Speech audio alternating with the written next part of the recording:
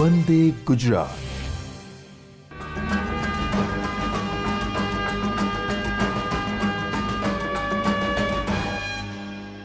નમસ્કાર મિત્રો, મારું નામ દિવેશ કુમાર કે દવે. હું આદર્શ વિદ્યાલય પાટણમાં 16 વર્ષથી જીવ વિજ્ઞાનના શિક્ષક તરીકે સેવા બજાવું છું. મિત્રો, જૂન 2018થી સમગ્ર ગુજરાત રાજ્યમાં વિજ્ઞાન પ્રવાહમાં ધોરણ 11થી NCERTનો કોર્સ એનો અભ્યાસક્રમ શરૂઆત કરવાની છે. આ સંદર્ભમાં બાયસેક દ્વારા આપણે જીવ વિજ્ઞાન વિષયના વિવિધ પ્રકરણોનો અભ્યાસ કરવાના છીએ. તો તેના સંદર્ભમાં આજે આપણે ધોરણ 11ના જીવ વિજ્ઞાન વિષયના પ્રથમ યુનિટ લિવિંગ વર્લ્ડ એનું ચોથું પ્રકરણ પ્રાણી સૃષ્ટિ વિશે અભ્યાસ કરીશું. પ્રકરણ 4 પ્રાણી સૃષ્ટિ એનિમલ કિંગડમ. આપણે આપણી આસપાસ વિવિધ પ્રાણીઓની જુદી જુદી રચના અને સ્વરૂપોનું નિરીક્ષણ કરીએ છીએ. હાલના તબક્કે પ્રાણીઓની લાખો ઉપરાંત જાતિઓ ઓળખાયેલી છે. તેમના વર્ગીકરણની જરૂરિયાત બધી રીતે મહત્ત્વની બને છે.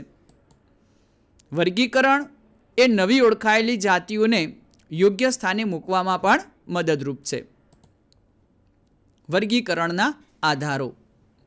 મિત્રો, આપણે વર્ગીકરણના સંદર્ભમાં થોડીક ચર્ચા કરી લઈએ કે વર્ગીકરણ શા માટે કરવું પડે. સામાન્યતઃ વર્ગીકરણ એ સરળતા માટે છે અને આ વર્ગીકરણના કારણે આપણે સજીવોના વિવિધ પ્રમાણમાં વિવિધ સ્વરૂપોમાં કે વિવિધ ભાગોમાં વર્ગીકૃત કરી શકીએ. વર્ગીકરણ કરવા માટે આધારની જરૂર પડે, એક ક્રાઇટેરિયાની જરૂર પડે. નોર્મલી સામાન્યતઃ આપણે વર્ગીકરણથી ટેવાયેલા છીએ. આપણું જીવન વર્ગીકરણથી જ એની સાથે ખૂબ જ નિકટતાથી સંકળાયેલું છે. દાખલા તરીકે આપણા ઘરની અંદર અલગ અલગ ઓરડાઓની અંદર જે વસ્તુઓ પડી છે તે એક પ્રકારનું વર્ગીકરણ છે. અને એ વર્ગીકરણ સરળતા માટે છે કે જ્યારે જે કંઈ પણ વસ્તુની આપણને જરૂર હોય તો એ વસ્તુ આપણને ફિક્સ ખબર હોય કે આ જગ્યાએ છે, કારણ કે આપણે વર્ગીકરણ કરેલું છે અને ચોક્કસ સ્થાને મૂકેલું છે. એક ટાંકણીની જરૂર પડતી હોય કે ફાઇલની જરૂર પડતી હોય કે માચીસની જરૂર પડતી હોય તો પણ આવડા મોટા મકાનમાંથી આપણને એ ચોક્કસ જગ્યાએ મૂકેલું હોવાને કારણે, વર્ગીકરણ કરેલું હોવાને કારણે આપણે સરળતાથી તેને પ્રાપ્ત કરી શકીએ છીએ. ઇવન આપણા સ્કૂલ બેગની અંદર પણ આપણે વર્ગીકરણ કરીને પુસ્તકો કે નોટ વગેરે મૂકતા હોઈએ છીએ. કંપાસ માટેની અલગ વ્યવસ્થા હોય છે. ઇવન કંપાસમાં પણ વર્ગીકરણ છે. પેન્સિલ મૂકવા માટેની અલગ જગ્યા છે, ફૂટપટ્ટી મૂકવા માટેની અલગ જગ્યા છે, રબર મૂકવા માટેની અલગ જગ્યા છે. સરળતા માટે છે. તો બિલકુલ એવી રીતે વર્ગીકરણ સજીવોનું જો કરવું હોય, પ્રાણીઓનું જો વર્ગીકરણ કરવું હોય તો આપણે ચોક્કસ લક્ષણોનો આધાર લેવો પડે. ઘણીવાર એવું બને કે જો યોગ્ય લક્ષણો લેવામાં ન આવે તો એ વર્ગીકરણ કૃત્રિમ બની જાય છે. કારણ કે વર્ગીકરણનો મુખ્ય હેતુ જે છે કે સમાન લક્ષણો ધરાવતા સજીવોને આપણે એક નિશ્ચિત જૂથમાં મૂકી શકીએ. માટે ચોક્કસ આધારો સ્પષ્ટ રીતે આપણે સમજવા પડે વર્ગીકરણ કરવા માટે. તો કયા કયા લક્ષણોના આ આધારો છે એ હવે આપણે પીપીટી દ્વારા સમજવા પ્રયત્ન કરીએ. તો બેઝિસ ઓફ ક્લાસિફિકેશન. વિવિધ પ્રાણીઓની રચના અને સ્વરૂપોમાં તફાવતો હોવા છતાં તેમના કોષોની ગોઠવણી, દૈહિક સમમિતિ, દેહકોષ્ઠની પ્રકૃતિ, પાચનની રીતો, પરિવહન કે પ્રજનન તંત્રો જેવા પાયાના લક્ષણો એ સ્વતંત્ર સજીવોના સંબંધમાં એકરૂપ હોય છે. પ્રાણી વર્ગીકરણમાં આધાર તરીકે ઉપયોગી એવા કેટલાક લક્ષણોની અહીં ચર્ચા કરી છે. સૌ પ્રથમ લક્ષણ તરીકે આયોજનના સ્તરો, લેવલ ઓફ ઓર્ગેનાઇઝેશન.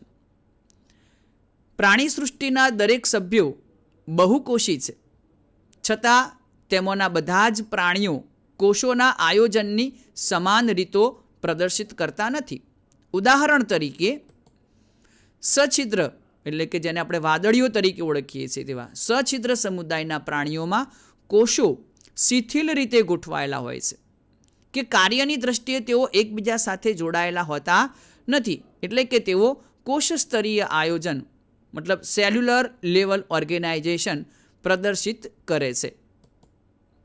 વાદળીઓમાં કોષ સ્તરીય આયોજન દર્શાવતા બે ફોટોગ્રાફ અહીં આગળ બતાવ્યા છે, જેમાં જે જમણી તરફનો ફોટોગ્રાફ છે એમાં તમે અહીંયા આગળ અલગ અલગ પ્રકારના કોષોનું અવલોકન કરી શકો છો. આ અલગ અલગ પ્રકારના કોષો છે એ બધા સ્વતંત્ર છે. એવું નથી કે કોષો ભેગા મળી અને કોઈ ચોક્કસ પેશીની રચના નથી કરતા કે કોષો ભેગા મળી અને કોઈ ચોક્કસ કાર્ય સાથે સંકળાતા નથી. એટલે આ પ્રાણીઓ વાદળીમાં બહુકોષી હોવા છતાં કોષો સ્વતંત્ર રીતે વર્તે છે. અહીં આવી પરિસ્થિતિ માટે આપણે એવું કહી શકીએ કે રચનાત્મક રીતે બહુકોષી છે, પરંતુ દેહધાર્મિક રીતે આ પ્રાણીઓ એકકોષી છે. મતલબ તેઓમાં કોષ સ્તરીય આયોજન જોવા મળે છે. બીજા શબ્દોમાં કહીએ તો દરેક કોષ પોતાનું પાચન, શ્વસન, ઉત્સર્જન જેવી દૈહિક પ્રક્રિયાઓ સ્વતંત્ર રીતે કરે છે. તો વાદળીમાં આપણને કોષ સ્તરીય દૈહિક આયોજન જોવા મળે છે. કોષ્ઠાંતરી સમુદાયના પ્રાણીઓમાં કોષોની ગોઠવણી વધુ જટિલ છે. અહીં સમાન કાર્ય કરતા કોષો ભેગા મળી અને પેશીની રચના કરે છે. આથી તેને પેશી સ્તરીય આયોજન એટલે કે ટિશ્યુ લેવલ ઓર્ગેનાઇઝેશન તરીકે ઓળખવામાં આવે છે. મિત્રો, અહીંયા આગળ નીચે આકૃતિમાં દર્શાવ્યું છે એ પ્રમાણે તમે જોઈ શકો છો કોષ્ઠાંતરી સમુદાયનું આ હાઇડ્રા નામના પ્રાણીની આકૃતિ ફોટોગ્રાફ બતાવ્યો છે, જેમાં અહીંયા આગળ કોષો ભેગા મળી અને પેશીની રચના દર્શાવતો એક ભાગ બતાવેલો છે. મતલબ કે સછિદ્ર સમુદાયમાં કોષો સ્વતંત્ર હતા અને અલગ અલગ કાર્યો કરતા હતા, મતલબ કે અલગ અલગ રીતે વર્તતા હતા. અહીંયા આગળ આપણને કોષ્ઠાંતરી સમુદાયના પ્રાણીઓમાં કોષોનું સંગઠન થઈ અને પેશીની રચના જોવા મળે છે. માટે આપણે કહી શકીએ કે કોષ્ઠાંતરીમાં પેશી સ્તરીય આયોજન જોવા મળે છે. ત્યારબાદ પૃથુકૃમિ સમુદાયમાં અંગ સ્તરીય આયોજન જોવા મળે છે, ઓર્ગન લેવલ ઓર્ગેનાઇઝેશન, જેમાં આપણને પેશીઓ ભેગી મળી અને અંગોની રચના કરતી જોવા મળે છે. ત્યારબાદ નુપુરક, સંધિપાદ, મૃદુકાય, શૂળત્વચી અને મેરુદંડી જેવા પ્રાણીઓમાં અંગો ભેગા મળી ચોક્કસ દેહધાર્મિક કાર્ય સાથે સંકળાયેલા તંત્રનું નિર્માણ કરે છે, જેને અંગ તંત્ર સ્તરીય આયોજન કહે છે. ટૂંકમાં સછિદ્ર સમુદાયમાં કોષ સ્તરીય, કોષ્ઠાંતરીઓમાં પેશી સ્તરીય, પૃથુકૃમિમાં અંગ સ્તરીય અને નુપુરકથી મેરુદંડી સુધીના બધા સમુદાયોમાં અંગતંત્ર સ્તરીય દૈહિક આયોજન જોવા મળે છે. પ્રાણીઓના જુદા જુદા સમૂહોના અંગતંત્રો વિવિધ રીતોની જટિલતા પ્રદર્શિત કરે છે. દાખલા તરીકે પૃથુકૃમિના પાચન તંત્રમાં મુખદ્વાર અને મળદ્વાર એમ બંને માત્ર એક જ સામાન્ય દ્વાર મારફતે દેહની બહાર ખુલે છે. આથી તેને અપૂર્ણ પાચન તંત્ર કહે છે. અહીંયા આગળ અપૂર્ણ પાચન તંત્ર દર્શાવતા ફોટોગ્રાફ દર્શાવ્યો છે. અહીંયા આગળ આ હાઇડ્રાનો ફોટોગ્રાફ છે. તેમાં જોઈ શકો છો કે આ ઉપરની તરફ ખુલતું જે મુખ છે એ એક છિદ્ર છે, એ મુખદ્વાર અને મળદ્વાર એમ બંને તરીકે કાર્ય કરે છે. અહીંયા આગળ પાચન તંત્ર બીજે છેડે બંધ છે, એક જ છેડે ખુલે છે. એટલે આને આપણે અપૂર્ણ પાચન તંત્ર તરીકે ઓળખી શકીએ. અહીંયા આગળ જેલીફિશમાં પણ એવી જ પરિસ્થિતિ છે. આ મુખ એટલે માઉથ અને એનસ તરીકે, મતલબ કે મળદ્વાર અને મુખદ્વાર તરીકે વર્તતું એકમાત્ર છિદ્ર અહીં જોવા મળે છે.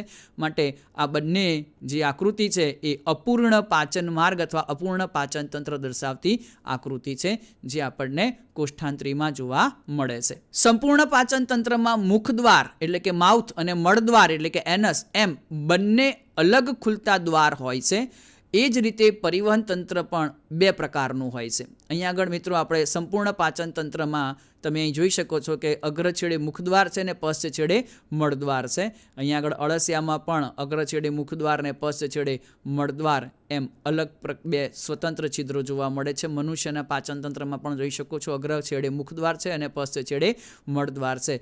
તો અહીંયા આગળ બે સ્વતંત્ર છિદ્રો, મુખદ્વાર અને મળદ્વારના બે અલગ અલગ સ્વતંત્ર છિદ્રો ધરાવતો જે પાચન માર્ગ છે એને આપણે સંપૂર્ણ પાચન માર્ગ અથવા સંપૂર્ણ પાચન તંત્ર તરીકે ઓળખાવી શકીએ છીએ, જે અહીંયા આગળ આકૃતિમાં સ્પષ્ટ થાય છે. પરિવહન તંત્રના સંદર્ભમાં બે પ્રકારનું પરિવહન છે, એક ખુલ્લું પરિવહન તંત્ર અને બીજું બંધ પ્રકારનું પરિવહન તંત્ર. તો સૌપ્રથમ ખુલ્લા પ્રકારના પરિવહન તંત્ર વિશે વાત કરીએ તો ઓપન ટાઈપ સર્ક્યુલરી સિસ્ટમ. અહીં રુધિર હૃદયની બહાર ધકેલવામાં આવે છે. કોષો અને પેશીઓ આ રુધિરમાં તરબોળ હોય છે ખુલ્લા પ્રકારના પરિવહન તંત્રમાં. બંધ પરિવહન તંત્રમાં ક્લોઝ ટાઈપ સર્ક્યુલરી સિસ્ટમ, એમાં રુધિર એ વિવિધ વ્યાસની વાહિનીઓના પરિપથ દ્વારા પરિવહિત થાય છે, જેમ કે ધમનીઓ, શિરાઓ, રુધિર કેશિકાઓ વગેરે. એટલે કે અહીંયા આગળ રુધિર હંમેશા રુધિર વાહિનીઓ, પોલી નલિકાઓ કે જે રુધિરનું વહન કરે છે, જેને રુધિર વાહિનીઓ તરીકે ઓળખવામાં આવે છે, એ રુધિર વાહિનીઓમાં જ રુધિરનું વહન જોવા મળે છે. અહીંયા આગળ આ બંને પ્રકારના પરિવહન તંત્રની સરખામણી આ આકૃતિ દ્વારા, એક ફોટોગ્રાફ દ્વારા સ્પષ્ટ થાય છે. લેફ્ટ સાઈડે જે આકૃતિ છે એમાં ખુલ્લા પ્રકારનું પરિવહન તંત્ર છે, એમાં આ હૃદય છે, હૃદયમાંથી આ રુધિરનું વહન કરતી રુધિર વાહિની છે. એ રુધિર વાહિની તમે જોઈ શકો છો મિત્રો, એ રુધિરને અહીં દેહકોષ્ઠ, આ દેહકોષ્ઠવાળો ભાગ કહેવાય, એ દેહકોષ્ઠમાં છોડી દે છે. અને ત્યારબાદ હવે આ રુધિરને હૃદયમાં પ્રવેશવા માટે આ છિદ્રોનો સહારો લેવો પડે છે. વાલ્વ તરીકે, મુખિકા તરીકે ઓળખાતા આ વાલ્વ આવેલા છે અને એ વાલ્વ દ્વારા એ દેહકોષ્ઠમાંનું રુધિર હૃદયમાં પ્રવેશે છે. એટલે અહીંયા આગળ હૃદયમાંથી નીકળતી ધમનીઓ છે એ રુધિરને દેહકોષ્ઠમાં છોડી દે છે. દેહકોષ્ઠમાં રુધિર ભરેલું હોય છે. આવા દેહકોષ્ઠને આપણે રુધિર ગુહા તરીકે પણ ઓળખીએ છીએ. તો આ સંધિપાત સમુદાયનું કીટક એનું ઉદાહરણ તરીકે બતાવ્યું છે. તો સંધિપાત સમુદાયમાં આપણને આવું ખુલ્લા પ્રકારનું પરિવહન તંત્ર જોવા મળતું હોય છે. અહીંયા આગળ જમણી બાજુએ બંધ પ્રકારના પરિવહન તંત્રની આકૃતિ દર્શાવી છે. તમે જોઈ શકો છો કે અહીંયા આગળ હૃદયમાંથી નીકળતી ધમની છે, એ ધમની એ કોઈ અંગમાં દાખલ થાય ત્યારે ધમનિકા અને છેવટે રુધિર કેશિકાઓમાં વિભાજિત થાય છે. રુધિર કેશિકામાં આવ્યા બાદ રુધિર કેશિકાઓના જોડાણથી શિરિકા, શિરિકાઓના જોડાણથી શિરા બને છે અને એ શિરા છે એ રુધિરને પાછું હૃદયમાં લઈ જાય છે. તો અહીંયા આગળ સમગ્ર પરિવહન એ માત્ર બંધ પોલી નલિકાઓ, મતલબ કે રુધિર વાહિનીઓમાં જ રુધિર વહન પામે છે. અહીં દેહકોષ્ઠવાળો જે વિસ્તાર છે એમાં રુધિર જોવા મળતું નથી. ડાબી બાજુ જે આકૃતિ છે ખુલ્લા પરિવહન તંત્રની, એમાં દેહકોષ્ઠમાં રુધિર છે. જમણી બાજુની આકૃતિ જે બંધ પરિવહન છે એમાં દેહકોષ્ઠમાં રુધિર જોવા મળતું નથી. આ મુખ્ય તફાવત છે. તો આમ ખુલ્લું અને બંધ પરિવહન તંત્ર વિશેની આ માહિતી થઈ.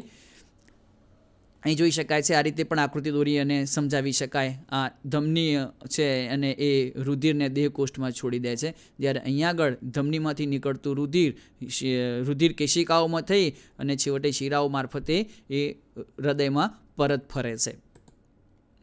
સમમિતિ, સિમેટ્રી. પ્રાણીઓને તેમની સમમિતિને આધારે વર્ગીકૃત કરી શકાય છે. વાદળીઓ સામાન્ય રીતે અસમમિતીય હોય છે, એટલે કે મધ્ય અક્ષમાંથી પસાર થતી ધરી પ્રાણી શરીરને સરખા ભાગોમાં વિભાજિત ન કરે તો તેને અસમમિતિ તરીકે ઓળખવામાં આવે છે. મિત્રો, અહીંયા આગળ અસમમિતિના બે ઉદાહરણો આપ્યા છે, એક વાદળી અને બીજું છે શંખ વગેરે. તમે જોઈ શકો છો કે વાદળી કે શંખને કોઈપણ એક સમતલેથી વિભાજિત કરતા બે સમાન ભાગોમાં વિભાજિત કરી શકાતું નથી. તો આવી સમમિતિને આપણે અસમમિતિ તરીકે ઓળખીએ છીએ. કોઈપણ ધરીએથી, પ્રાણીને કોઈપણ ધરીએથી બે સમાન ભાગોમાં વિભાજિત કરી શકાતું નથી. આવી સમમિતિને અસમમિતિ તરીકે ઓળખવામાં આવે છે. પ્રાણી શરીરના મધ્ય અક્ષમાંથી પસાર થતી ધરી સજીવને બે સરખા ભાગોમાં વિભાજિત કરે તેને અરીય સમમિતિ, રેડિયલ સિમેટ્રી તરીકે ઓળખવામાં આવે છે. કોષ્ઠાંત્રીઓ, કંકતધરો અને શૂળત્વચીઓમાં સમમિતિ એટલે કે અરીય સમમિતિ જોવા મળે છે. અહીં અરીય સમમિતિની તમે ઉદાહરણમાં અહીં ફોટોગ્રાફ બતાવે છે. હાઇડ્રા છે, નળાકાર દેહ ધરાવે છે. એ નળાકાર દેહમાં આપણને આ પરિસ્થિતિ જોવા મળે છે કે જેમાં જુદા જુદા સમતલે, મધ્ય અક્ષમાંથી પસાર થતા સમતલેથી એક કરતાં વધુ સમાન ભાગોમાં તેને વિભાજિત કરી શકાય છે. અહીંયા આગળ સ્ટારફિશને પણ તમે જોઈ શકો છો. આ મધ્ય અક્ષમાંથી પસાર થતી ધરીએથી એટલે કે ત્રિજ્યાવર્તિત દિશાઓમાં વિવિધ તલેથી એને વિભાજન કરતા સમાન ભાગોમાં વિભાજિત કરી શકાય છે. તો એને આપણે અરીય સમમિતિ તરીકે ઓળખીએ છીએ. નુપુરક અને સંધિપાદ વગેરે સમુદાયના પ્રાણીઓ કે જ્યાં પ્રાણી શરીરને મધ્ય અક્ષ પર કોઈ એક જ ધરીથી બે સરખા ડાબા અને જમણા ભાગમાં વિભાજિત કરાય તો તેવી સમમિતિને દ્વિપાર્શ્વ મતલબ કે બાયલેટરલ સિમેટ્રી તરીકે ઓળખીએ છીએ. અહીંયા આગળ આ ફોટોગ્રાફ પરથી જોઈ શકાય છે કે આ પ્રાણીઓ છે તેમને શરીરના મધ્ય અક્ષમાંથી પસાર થતા તલેથી વિભાજિત કરતો બે સમાન પાર્શ્વીય ભાગોમાં વિભાજિત કરી શકાય છે. આ મધ્ય અક્ષ છે, મધ્ય અક્ષમાંથી પસાર થતી ધરીએથી સમાન પાર્શ્વીય ભાગોમાં વિભાજિત કરી શકાતી હોય તો તેવી સ્થિતિને અથવા તેવી સમમિતિને દ્વિપાર્શ્વ સમમિતિ તરીકે ઓળખીએ છીએ. મોટાભાગના પ્રાણીઓ આ પ્રકારની બાયલેટરલ સિમેટ્રી ધરાવે છે. દ્વિગર્ભસ્તરીય અને ત્રિગર્ભસ્તરીય આયોજન, ડિપ્લોબ્લાસ્ટિક એન્ડ ટિપ્રોબ્લાસ્ટિક ઓર્ગેનાઇઝેશન.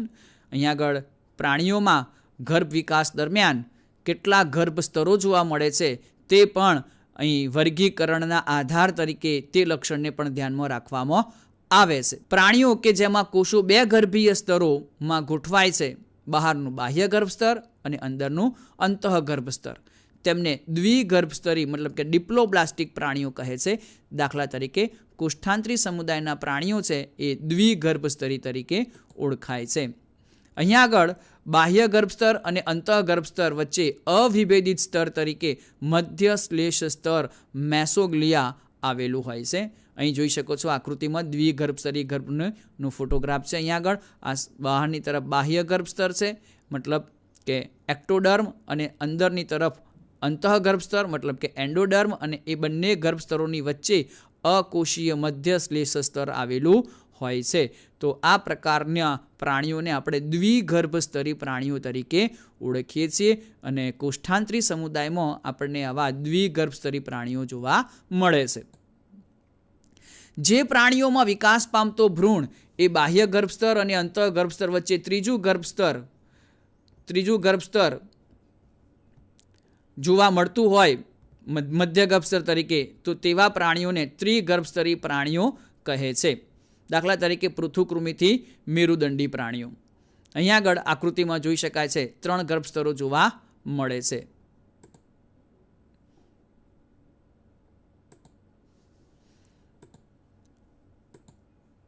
ત્રિગર્ભસ્તરી ગર્ભ, ટ્રિપ્લોબ્લાસ્ટિક ઓર્ગેનાઇઝેશન.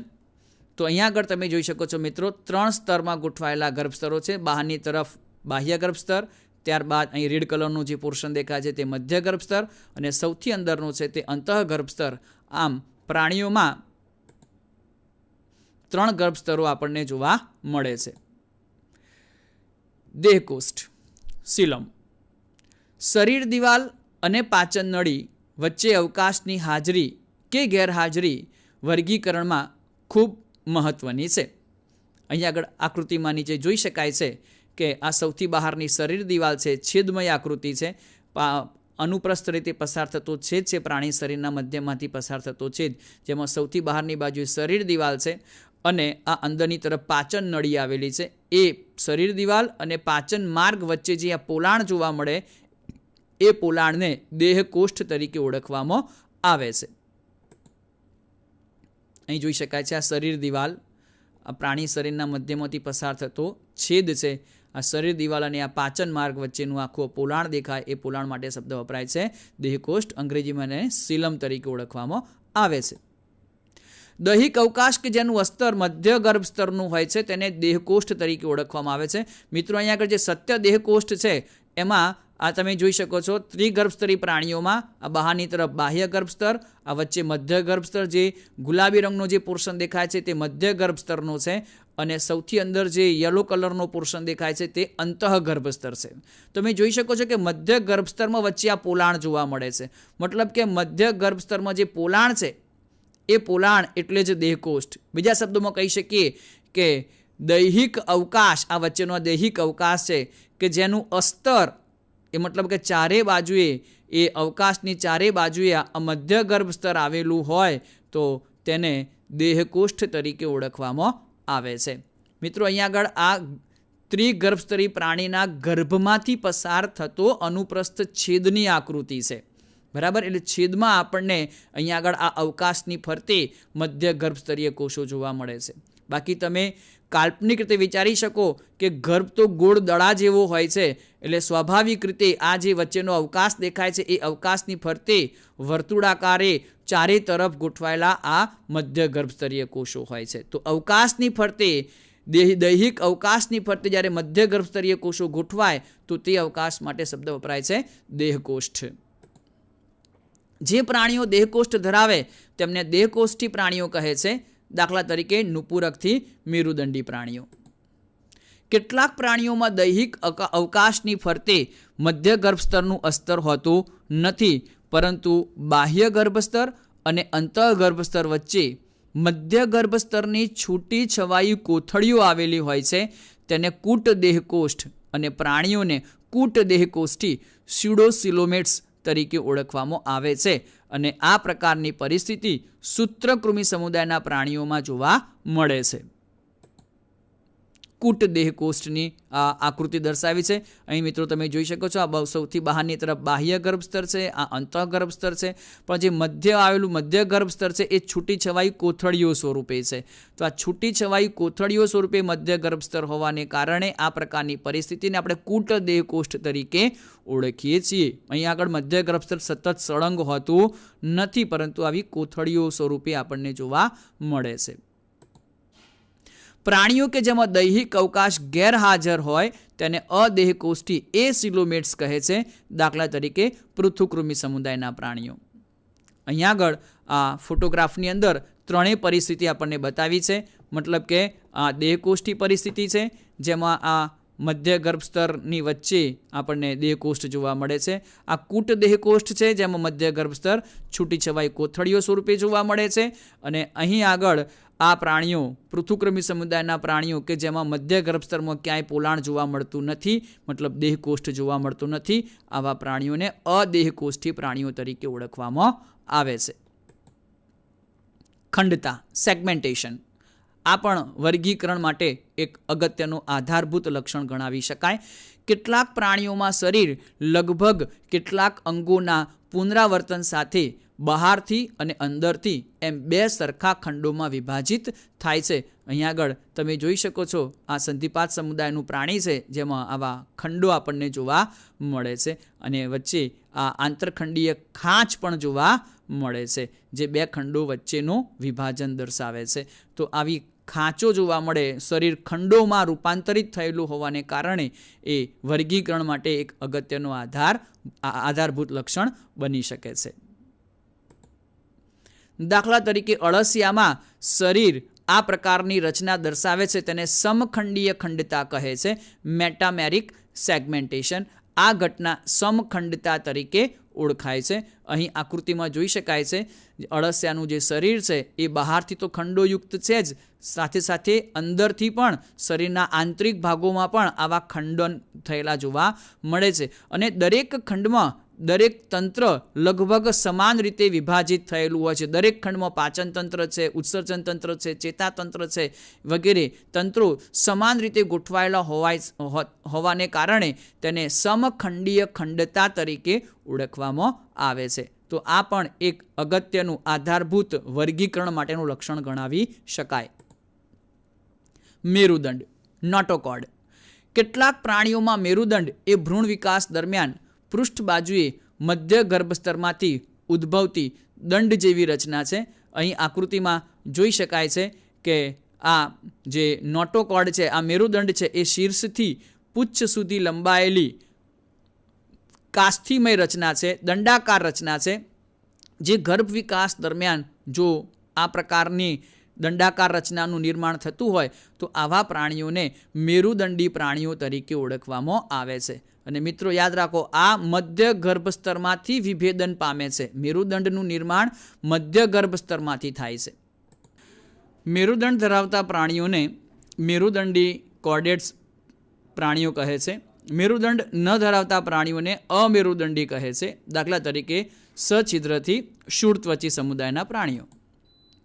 મિત્રો, આવા અલગ અલગ પ્રકારના વર્ગીકરણ માટેના આધારભૂત લક્ષણોનો અભ્યાસ કર્યા બાદ પ્રાણીઓના વર્ગીકરણ માટેના એક ચાર્ટનો અભ્યાસ કરી લઈએ. સૃષ્ટિ પ્રાણી બહુકોષી પ્રાણીઓ. બહુકોષી પ્રાણીઓને મેટાઝુઆ તરીકે આપણે ઓળખીએ છીએ. તો આ બહુકોષી પ્રાણીઓમાં કોષીય સ્તરનું દૈહિક આયોજન એકમાત્ર સછિદ્ર સમુદાયના પ્રાણીઓમાં જોવા મળે છે. આપણને ખ્યાલ છે કે આ સછિદ્ર સમુદાયના પ્રાણીઓમાં કોષો ભેગા મળી અને પેશીની રચના કરતા નથી, અને દરેક કોષ સ્વતંત્ર રીતે પોતાની દેહધાર્મિક ક્રિયાઓ કરે છે. આ બહુકોષી પ્રાણીઓમાં પેશી અંગ કે અંગતંત્ર સ્તરીય દૈહિક આયોજન ધરાવતા પ્રાણીઓમાં અરીય સમિતિ ધરાવતા પ્રાણીઓમાં બે સમુદાયો, એક કોષ્ઠાંતરી અને કંકતધર જોવા મળે છે.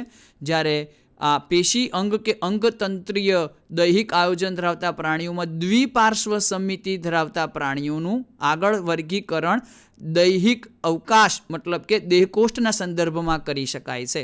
તો આ દૈહિક અવકાશનો જો અભાવ હોય તો તેને અદેહકોષ્ઠી પ્રાણીઓ કહે છે, જેમાં પૃથુકૃમિ સમુદાયના પ્રાણીઓનો સમાવેશ થાય છે. જો દૈહિક અવકાશ એ આભાસી દેહકોષ્ઠયુક્ત હોય તો કૂટ દેહકોષ્ઠી પ્રાણીઓ કહે છે, જેમાં સૂત્રકૃમિ સમુદાયના પ્રાણીઓનો સમાવેશ થાય છે. અને સત્ય દેહકોષ્ઠ ધરાવતા પ્રાણીઓને નુપુરક, સંધિપાદ, મૃદુકાય, શૂળત્વચી, સામી મેરુદંડી અને મેરુદંડી જેવા સમુદાયોમાં વિભાજિત કરવામાં આવે છે. હવે મિત્રો આપણે જુદા જુદા સમુદાયના પ્રાણીઓના સામાન્ય લક્ષણોની ચર્ચા કરીએ. તો સૌ પ્રથમ સછિદ્ર સમુદાય પોરીફેરા. અહીંયા આગળ સછિદ્ર સમુદાયના વિવિધ પ્રાણીઓનો ફોટોગ્રાફ બતાવેલો છે. આ સમુદાયના સભ્યો સામાન્ય રીતે વાદળીઓ તરીકે ઓળખાય છે.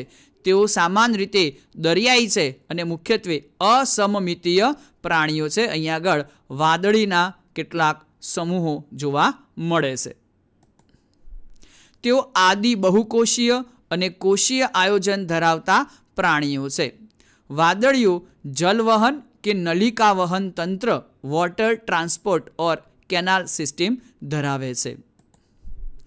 પ્રાણી શરીર દિવાલમાં રહેલા સૂક્ષ્મ છિદ્રો, જેને ઓસ્ટિયા તરીકે ઓળખવામાં આવે છે, એ સૂક્ષ્મ છિદ્રો દ્વારા સૌપ્રથમ પાણી છે એ છિદ્રિષ્ઠ ગુહામાં એટલે કે સ્પોન્જોશીલ નામની મધ્યસ્થ ગુહામાં પ્રવેશ પામે છે અને ત્યારબાદ તેમાંથી આસ્યક એટલે કે ઓસ્ક્યુલમ દ્વારા પાણી બહાર નિકાલ પામે છે.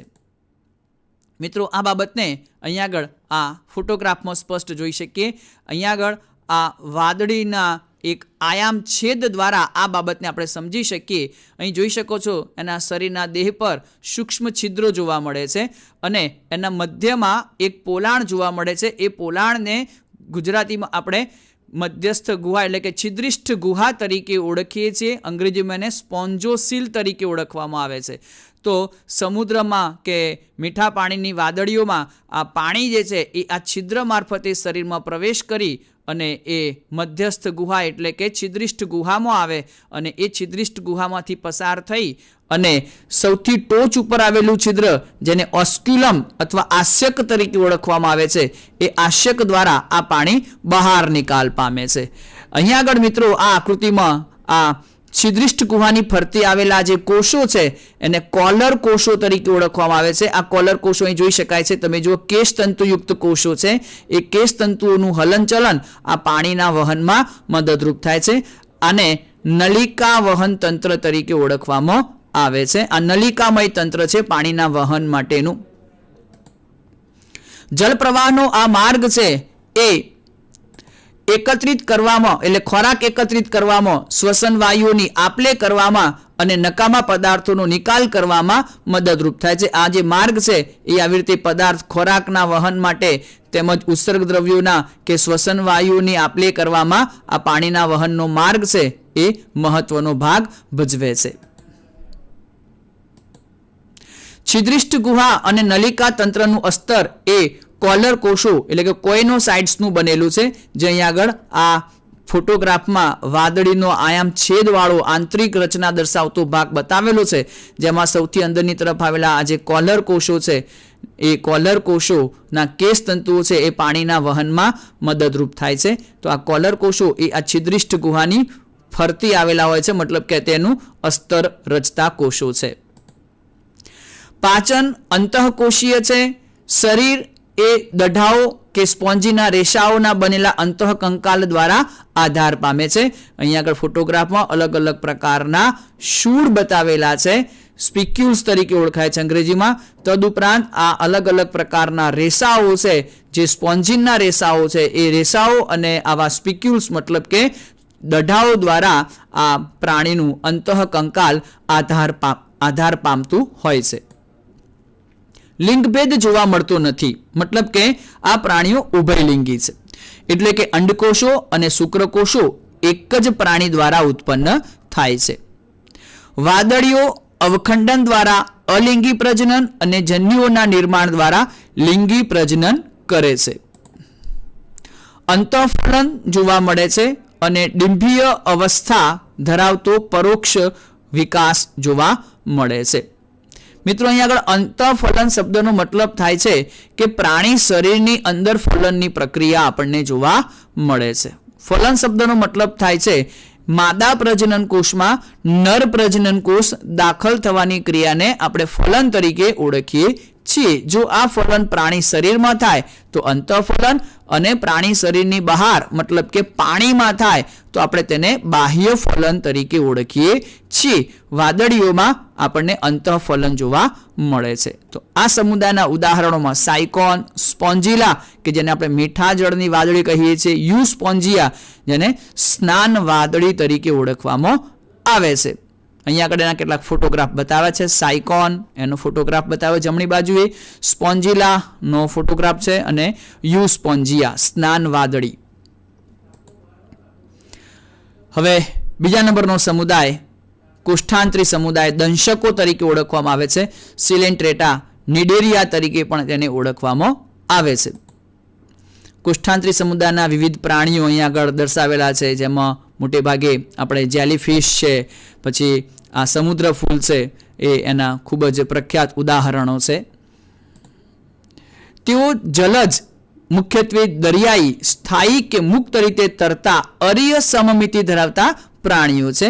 अहीं आगळ आ बे फोटोग्राफ द्वारा अहीं आगळ आ उदाहरण छे, आ फोटोग्राफ छे ए समुद्र फूल छे, अरीय सममिति धरावे छे अने स्थायी प्रकारनुं आ प्राणी छे। ज्यारे आ जेलीफिश छे ए पण अरीय सममिति धरावतुं प्राणी परंतु मुक्त रीते तरता प्राणीनुं उदाहरण छे। सूत्रांगो એટલે કે ટેન્ટેકલ્સ અને શરીર પર રહેલી ડંખાંગિકાઓ જેને નિડોબ્લાસ્ટ કે ડંખ કોષો નિડોસાઇટ્સ, ડંખી સંપૂર્ણ સ્ટિંગિંગ કેપ્સ્યુલ કે सूत्रांग मतलब निमेटोसाइट्स धरावती रचना परथी दंशक नाम आपवामां आवेलुं छे। मतलब के सूत्रांगोनी सपाटी पर तेमज शरीरनी बाह्य सपाटी उपर डंखांगिकाओ आवेली होवाने कारणे एने दंशक एवुं नाम आपवामां आवेलुं छे। अहीं आगळ जोई शकाय छे हाइड्रा छे, हाइड्राना सूत्रांग छे ए सूत्रांगने अहीं आगळ झूम करीने एनो मोटो भाग बताव्यो छे। ए सूत्रांगनी बाह्य सपाटी पर अहीं जोई शकाय ए प्रकारे निमेटोसाइट्स मतलब के डंखांगिका आवेली छे अने ए डंखांगिकानी फरते आवेलुं आ सूत्र छे ए पेला जे शिकार छे एनी फरते वींटळाय छे अने एमांथी हिप्नोटॉक्सिन नामनुं जे झेर छे ए झेर आ शिकारना शरीरमां जेनो खोराक तरीके ग्रहण करवानो होय एना शरीरमां ए झेर दाखल करे छे त्यारे ए प्राणी बेभान थई जाय छे अने पछी तेनो शिकार करी शके छे। तो आवी रीते ए दंशको धरावता होवाने कारणे एने दंशक तरीके ओळखवामां आवे छे। सूत्रांगोनो उपयोग आधार साथे जकड़ाई रहवा माटे, संरक्षण एटले के प्रतिकार करवा माटे अने भक्षकोने पकड़वा माटे करे छे। अहीं आगळ आ सूत्रांगो दर्शावेला छे ए सूत्रांगो द्वारा ते आ कार्यो करी शके छे। कोष्ठांत्रीओ पेशीस्तरीय दैहिक आयोजन धरावे छे तेमज द्विगर्भस्तरी प्राणीओ छे। अहीं आगळ आ समुद्र फूलना सूत्रांगो जोवा मळे छे।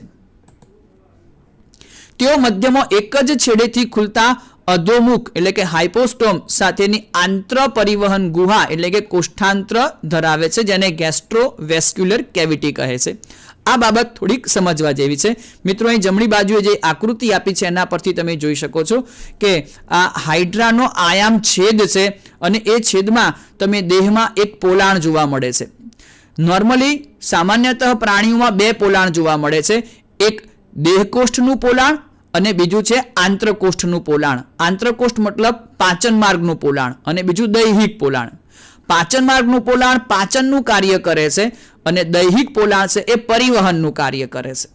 પરંતુ અહીંયા આગળ આ હાઇડ્રા જેવા પ્રાણીઓમાં શરીરમાં એકમાત્ર પોલાણ છે જે દેહકોષ્ઠ અને આંત્રકોષ્ઠ બંનેનું કાર્ય કરતું એકમાત્ર પોલાણ છે એટલે નામ આપ્યું એનું કોષ્ઠાંત્ર। એટલે દેહકોષ્ઠ તરીકે પણ વર્તે અને આંત્રકોષ્ઠ તરીકે પણ વર્તે છે। તો આવા એકમાત્ર પોલાણ માટે શબ્દ વપરાય છે આંત્ર પરિવહન ગુહા। અંગ્રેજીમાં તેને ગેસ્ટ્રોવેસ્ક્યુલર કેવિટી તરીકે ઓળખવામાં આવે છે. ગેસ્ટ્રો શબ્દ એ પાચન માર્ગ સાથે સંકળાયેલો છે અને વેસ્ક્યુલર શબ્દ છે એ પરિવહન સાથે સંકળાયેલો છે. એટલે આમ પાચન અને પરિવહન એમ બંનેનું કાર્ય કરતું એકમાત્ર પોલાણ આપણને જોવા મળતું હોવાને કારણે તેને ગેસ્ટ્રોવેસ્ક્યુલર કેવિટી અથવા તો આંત્ર પરિવહન ગુહા તરીકે ઓળખવામાં આવે છે. પાચન બહિર્કોષીય અને અંતઃકોષીય એમ બંને પ્રકારનું છે. અહીંયા આગળ એ ફોટોગ્રાફ પરથી ફલિત થાય છે. અહીંયા આગળ આ આંત્ર પરિવહન ગુહામાં કોઈ એક પ્રાણી આવેલું છે. એના પાચન માટે તમે અહીંયા આગળ જમણી તરફના ભાગમાં દર્શાવેલું છે કે હાઇડ્રોલાઇટિક એન્ઝાઇમ્સ મતલબ કે જળ વિભાજન કરતા ઉત્સેચકો એ કોષમાંથી બહાર નીકળે છે અને એ કોષમાંથી બહાર નીકળી અને ફૂડ પાર્ટિકલ્સનું પાચન કરે છે, ખોરાકનું પાચન કરે છે. તો અહીં જે પાચન થાય એને આપણે બહિર્કોષીય પાચન તરીકે ઓળખીએ છીએ. પાચન કોષની બહાર થાય છે, કોષમાંથી ઉત્સેચકો બહાર આવે છે અને ખોરાકનું પાચન કરે છે.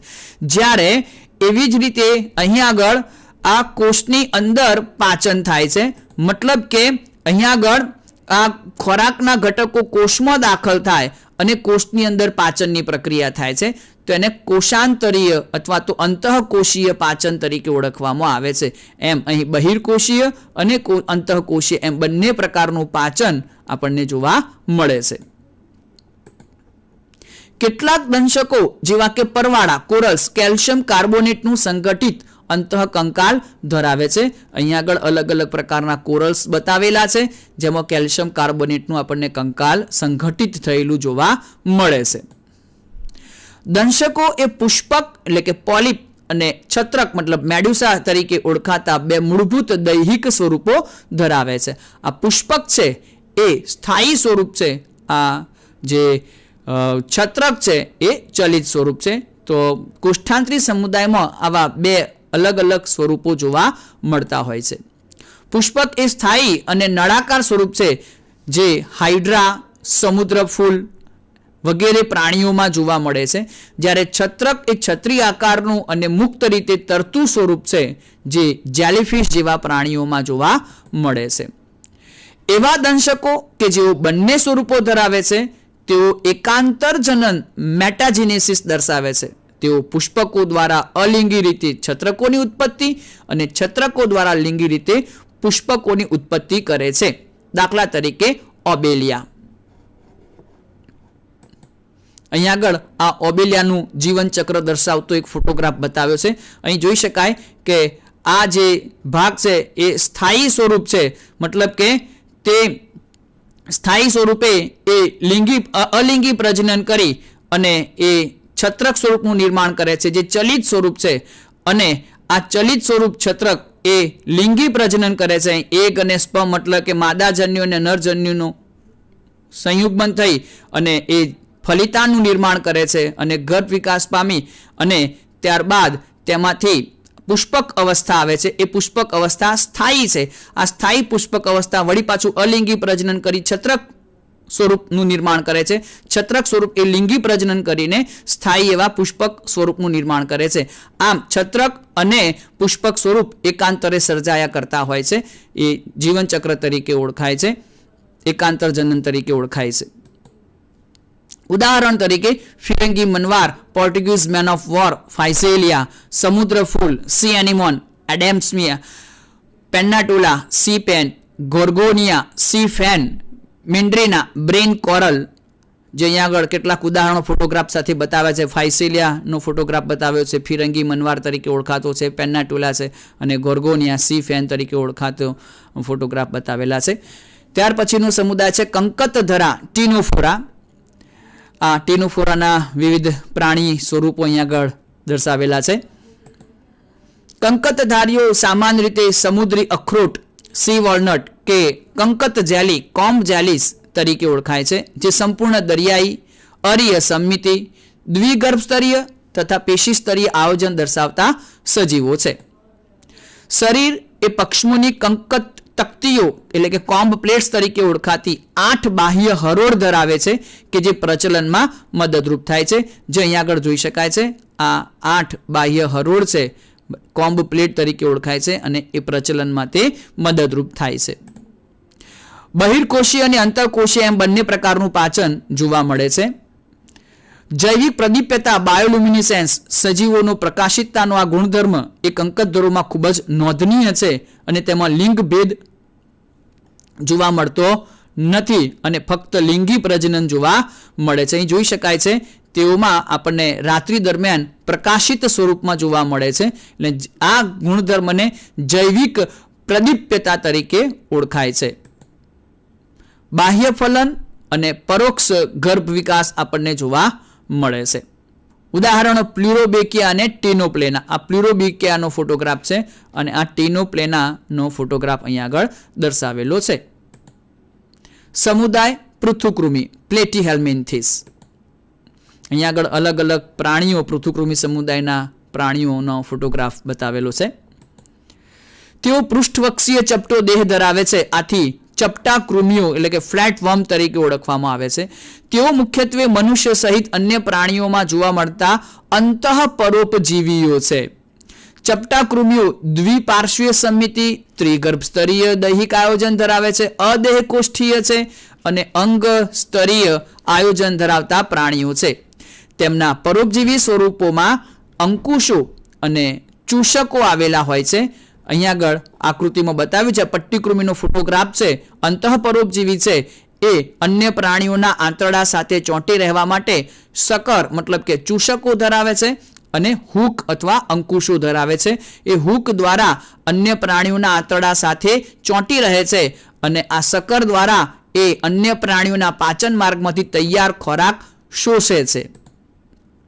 તેમાંના કેટલાક આ સમુદાયના કેટલાક તેમની સપાટી દ્વારા યજમાન શરીરમાંથી સીધા જ પોષક દ્રવ્યોનું શોષણ કરે છે. જ્યોત કોષો એટલે કે ફ્લેમ સેલ્સ તરીકે ઓળખાતા વિશિષ્ટીકરણ પામેલા કોષો આશ્રુતિ નિયમન અને ઉત્સર્જનમાં મદદરૂપ થાય છે. અહીંયા આગળ આકૃતિમાં જોઈ શકાય છે કે આ પ્લેનેરિયા છે પૃથુકૃમિ સમુદાયનું પ્રાણી. એમાં આવેલા જ્યોત કોષો છે. દીવાની જ્યોત જેવો આકાર હોવાને કારણે અને જ્યોત કોષો અથવા ફ્લેમ સેલ્સ કહેવામાં આવે છે.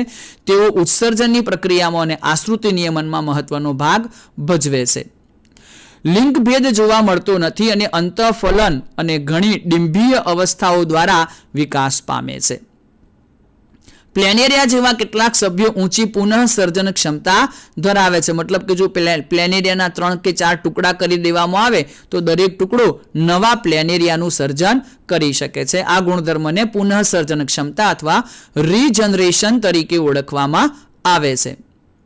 ઉદાહરણો તરીકે પટ્ટીકૃમિ ટેપવર્મ, એનું વૈજ્ઞાનિક નામ ટેનિયા છે, અને યકૃત કૃમિ લિવર ફ્લુક ફેસિયોલા છે. મિત્રો અહીંયા આગળ સામાન્ય લિપિમાં લખ્યું છે તે અંગ્રેજી નામ છે અને સેજ ત્રાંસા અક્ષરે મતલબ ઇટાલિયન લિપિમાં લખેલું છે તે તેનું પ્રજાતિનું નામ છે. એ ખાસ સમજી લેવું. અહીંયા આગળ નીચે 2 ફોટોગ્રાફ બતાવ્યા છે. એક પટ્ટીકૃમિ છે અને બીજું છે યકૃત કૃમિ. સમુદાય સૂત્રકૃમિ એસ્કેલ્મેન્થિસ. અહીંયા આગળ અલગ અલગ સૂત્રકૃમિ સમુદાયના પ્રાણીઓનો ફોટોગ્રાફ દર્શાવેલો છે.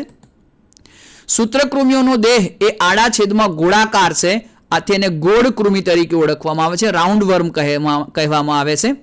તેઓ મુક્તજીવી, જલજ અને સ્થલજ અથવા વનસ્પતિઓ અને પ્રાણીઓમાં પરોપજીવીઓ તરીકે વર્તે છે. ગોળ કૃમિ એ અંગતંત્ર સ્તરીય આયોજન ધરાવે છે.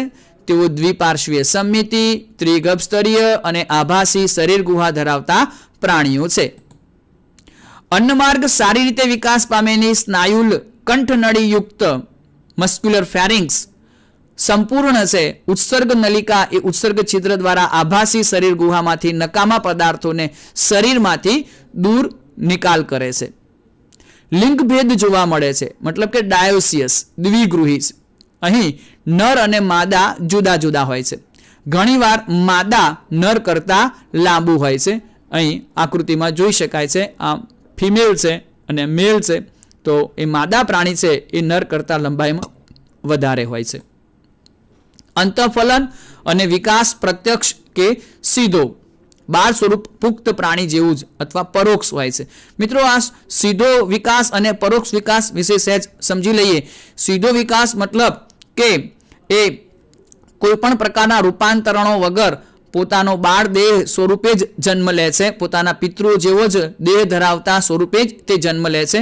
અને જો પરોક્ષ વિકાસ હોય તો તેને વિવિધ ડિંભીય અવસ્થાઓમાંથી પસાર થયા બાદ પોતાના પિતૃઓ જેવું સ્વરૂપ ધારણ કરે છે. તો તેવી સ્થિતિને પરોક્ષ વિકાસ તરીકે ઓળખવામાં આવે છે. તો અહીંયા આગળ વિકાસ સીધો પણ હોઈ શકે અથવા તો પરોક્ષ પણ હોય છે. ઉદાહરણોમાં કરમ્યુ, રાઉન્ડવર્મ, એસ્કેરિસ એનું વૈજ્ઞાનિક નામ છે, પ્રજાતિનું નામ, વુકેરેરિયા ફિલારિયલ વર્મ તરીકે ઓળખવામાં આવે છે અને એન્સાયલોસ્ટોમા હુક વર્મ તરીકે ઓળખવામાં આવે છે. અહીંયા આગળ ફોટોગ્રાફ તરીકે વુકેરેરિયાનો ફોટોગ્રાફ બતાવ્યો છે અને એન્સાયલોસ્ટોમાનો ફોટોગ્રાફ અહીંયા આગળ બતાવ્યો છે. તો મિત્રો આજે આપણે